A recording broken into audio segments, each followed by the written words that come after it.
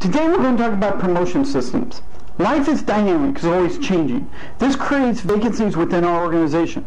There are two ways to fill these vacancies. We can hire from outside the organization, or we can promote from within the organization. The goal is still the same no matter which one you use. Find the best person for that position. Today we are going to look at promoting within the organization only. Many models exist and they fall into two categories: seniority-based systems or merit-based systems. Seniority-based systems are those where the individual who has been with the organization longest is given preference for. Advantages for this is it's simple to implement. It rewards those who stay with the organization. It helps to remove the unknown factor. You know who they are, you know what they're capable of. The disadvantage of that system is it's perceived as unfair. If you're new to the organization, you can't be promoted. It can promote lesser or unqualified individuals. It could promote poor daily performance by other individuals within the organization. It can adversely affect the morale of the whole organization. Merit-based system is a system where the individual's performance determines whether they get promoted or not. Advantages to this is it rewards those who go the extra mile.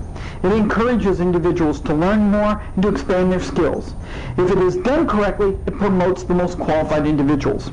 If it is done correctly, it can increase morale within the organization. The disadvantages to the system: it can be perceived as unfair, too much subjectivity. It could allow for favoritism. It's easy to abuse the system. Seniority-based systems are not the best systems. They miss too many of the good people.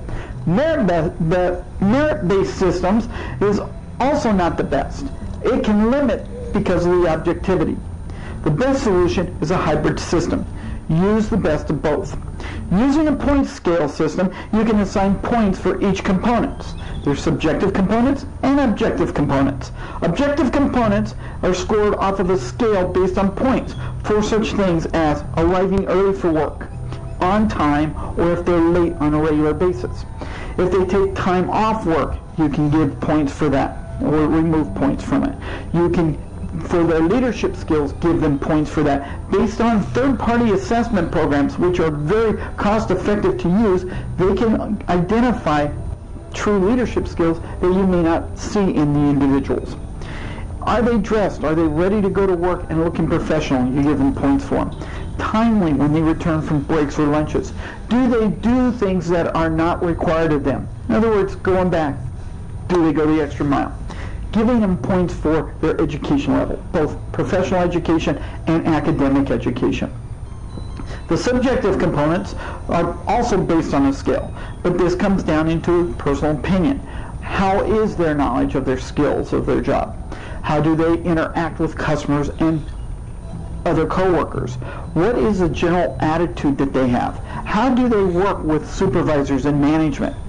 How are they with their leadership skills when they apply them? Once you get all these, you total those scores up, now you have a basis to evaluate all your candidates.